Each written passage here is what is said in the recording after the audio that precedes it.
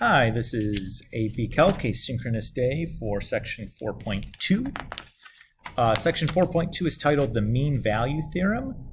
So we'll start here with a related theorem called Rolle's theorem. Rolle's theorem says let f be a function that satisfies the following three hypotheses. F of x is continuous on the closed interval from a to b. It's differentiable on the open interval from a to b. Remember that differentiating at an endpoint is that's not really doable. That f of a is equal to f of b, and if those three things are true, then there's some number c on that interval from a to b such that the derivative there is 0.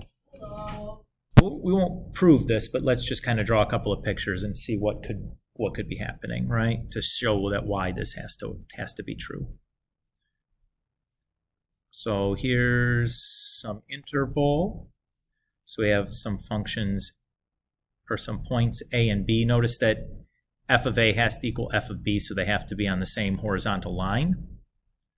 And since they're continuous, I have to be able to draw them from one to the other without picking up my pencil. And because they're differentiable, I can't have any like hard corners or cusps or anything in there.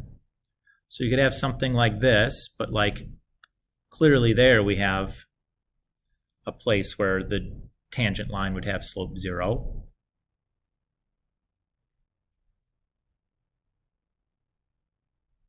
You could have like the trivial case where you just have this, but like, well, that's just a constant function. In fact, the derivative everywhere on that open interval is 0.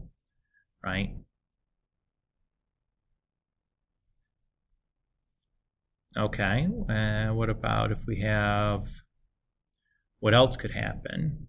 Well, I mean, you could have something like this, but that's okay. We just have like lots of places where the derivative could be 0. Well, that's fine. You know, there's like 3 possible choices for c, but like nothing says that, nothing in the theorem is stating that c has to be unique. You know, you could have lots of different values that would satisfy that c.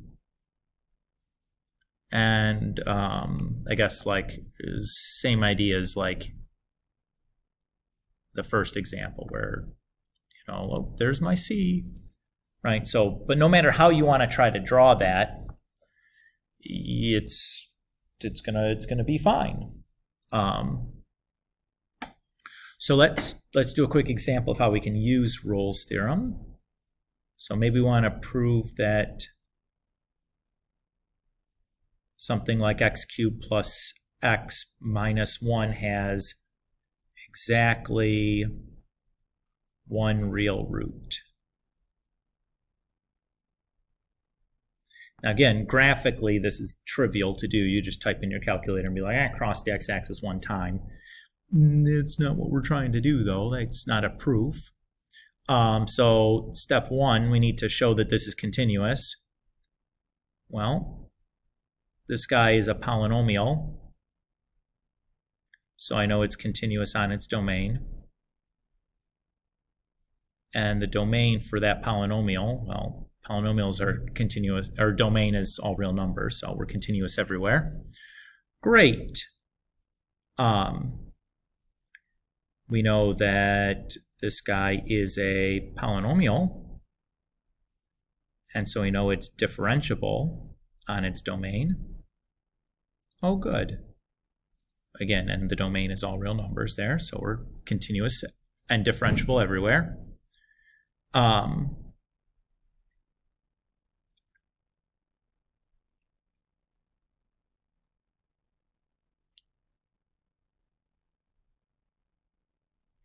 And what I want to check now is I want to find these values for a and b, right?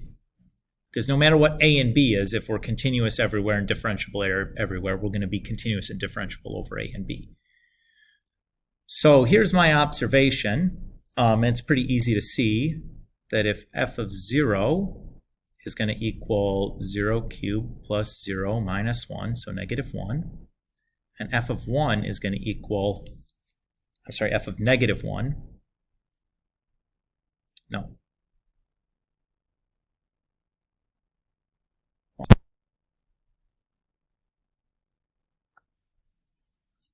And then f of 1 is what I wanted to do. So what this tells me then is, by the intermediate value theorem, there exists a c on the interval from 0 to 1 such that f of c is in between, is some number in between -1 and +1. Particularly, we want equal to 0.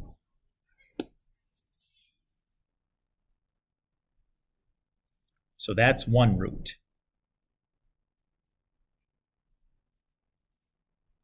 Yay!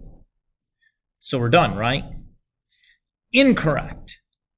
The proof asks for exactly one root. All we've shown is there is one root, but we don't know if there's 2 roots or 3 roots or 4 roots or 5 roots. There's just at least one. That's all we've shown. We found one of them.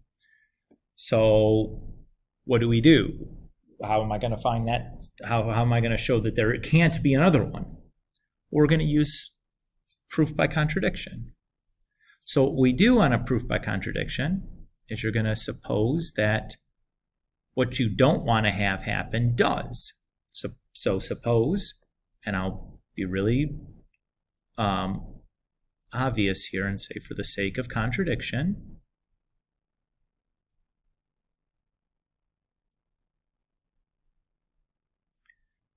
there are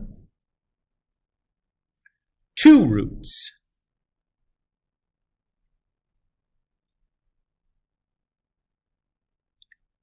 A and B, such that f of A is equal to f of B, which is equal to 0. Okay.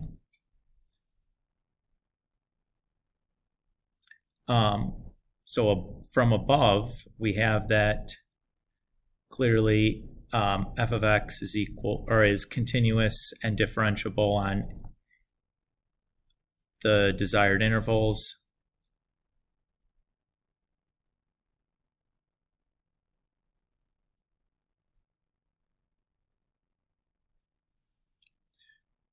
We have the endpoints are equal by assumption. So by Rolle's theorem, you're probably figuring that was going to come in since we just talked about that. There exists some c on that interval AB such that f prime of c is equal to 0. However, f prime of x is going to equal, if I take the derivative of this, 3x squared plus 1. And 0 equals 3x squared plus 1. What happens if I try to solve that for x? I'd subtract 1 over, divide by 3, and square root a -1/3. Uh-oh. That has no real solutions. And that's my contradiction. Oops. So just 2 of those double arrows saying that that's a contradiction. And I'm done, right?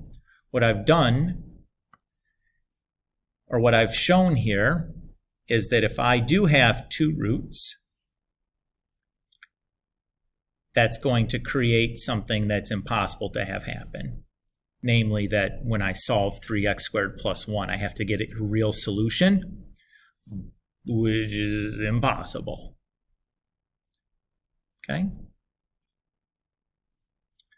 Next up, we'll talk about the mean value theorem. So the mean value theorem says let f be a function that satisfies the following hypotheses. So 1, f is continuous on the closed interval AB. F is differentiable on the open interval AB. Then there's some number c on that open interval AB such that f prime of c is equal to f of b minus f of a divided by b minus a. What's that look like? Slope! And then they have an equivalent statement where we just multiplied both sides by b minus a. Whatever. Let's look at an example. So let's say that we have the function x cubed minus x, where a is 0 and b is 2. So I want to check to see if the, what the mean value theorem states. So you have to do two things. You have to show that f is continuous on AB and differentiable on AB. Well, that's trivial, right? Because what is f of x? Polynomial.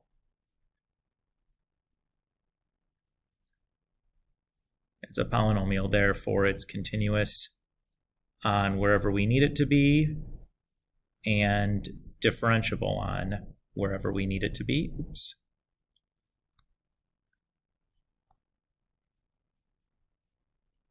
Not bracket, parenthesis.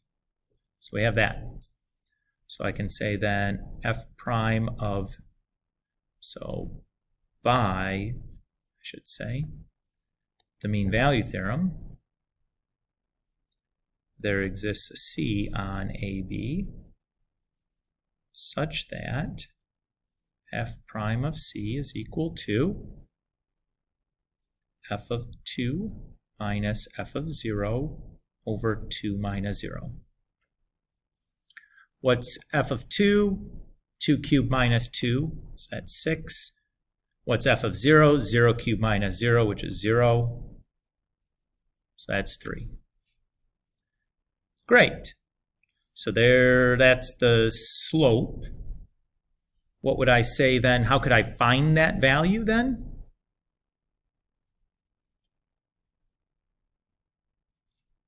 Well, I'm going to take f prime and set that equal to f prime of c. So f prime of c is going to equal 3c squared minus 1. And f prime of c is 3.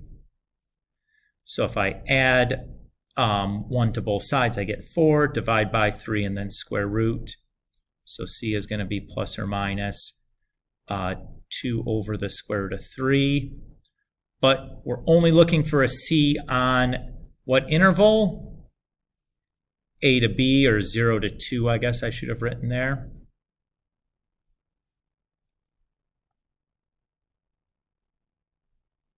So which one of those is between 0 and 2? Well, the positive one. And I'm done. Let's do another.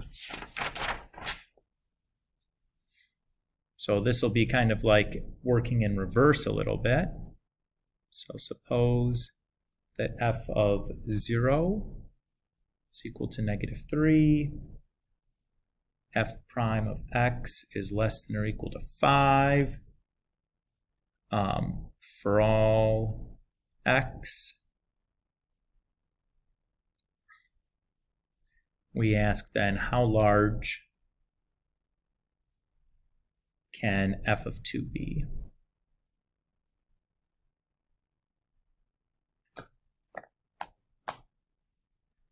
All right, so since f prime of x is less than 5 for all x, that tells me f prime of x is differentiable everywhere. Oh, that's nice. And since it's differentiable everywhere, I know differentiability implies continuity.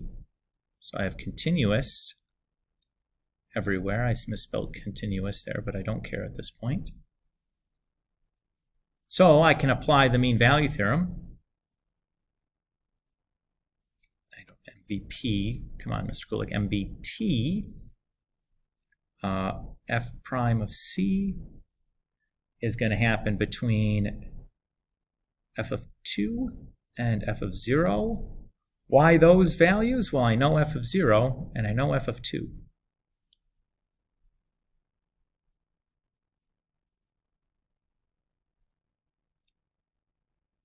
So I can plug some stuff in. and multiply both sides by 2. So I have 2 f prime of c is equal to f of 2 minus a negative 3. So 2 times f prime of c minus 3 is equal to f of 2. And since I know that f prime of c is less than or equal to 5, if I plug the 5 in there, the maximum value, I have that f prime of 2 has to be greater than or equal to 2 times 5 minus 3, or has to be greater than or equal to 7.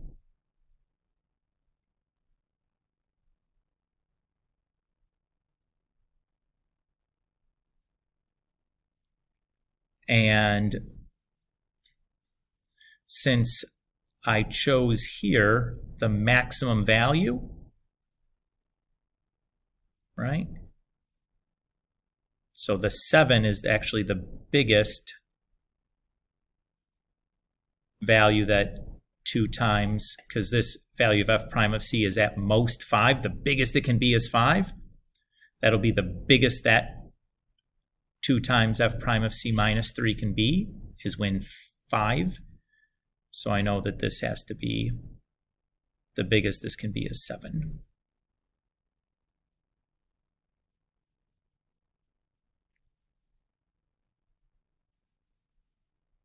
Okay. Last two ideas. So if f prime of x is equal to 0 for all x on the interval, the open interval from a to b, then f is constant on a to b. Well, no dir. Of course, that doesn't seem very, anything tricky going on there.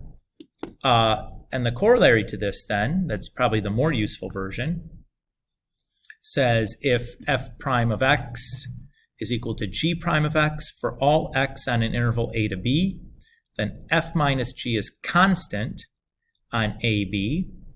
That is that f of x is equal to g of x plus c, where c is a constant. So example time.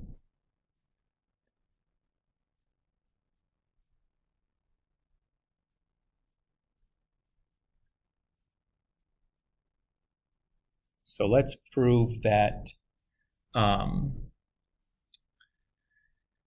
tan inverse x plus cotangent inverse x is equal to pi over 2.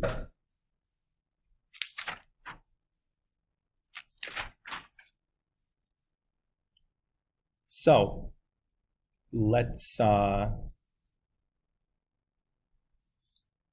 start by looking at, or assuming then the derivative, let's make a function that's just going to be equal to that. And if we take the derivative of this, then we have to use our derivative rules for the inverses. The derivative of tan inverse is 1 over 1 plus x squared. And the derivative for cotangent is negative 1 over 1 plus x squared. And when I add those two things together, they have common denominator, so I just have 1 plus negative 1 over 1 plus x squared, or 0. And this is true for all x. So what do I have here then? Using this theorem up here, f of x is just a constant, since its derivative is equal to 0 everywhere. Oh, swell. Well, to figure out that constant, we're going to pick a value for x. Since that is equal to the same thing everywhere, I want to pick a really convenient value for x. So what value of x is it going to be really convenient to find the tangent and cotangent of? Well, I'm going to pick x to be 1 because I remember that the tangent is y over x and cotangent is x over y on the unit circle.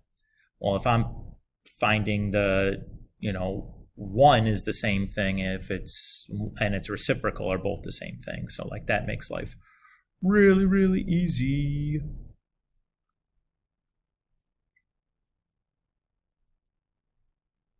So again, you could pick any x there and it will work, but like do yourself a favor, guys. So what am I going to look for on the unit circle? In either quadrants 1 or 4, because the fundamental range for tangent is negative pi over 2 to positive pi over 2, which covers quadrants 1 and 4. We're looking for the place where the x and y are equal. Well, the place that happens is at pi over 4.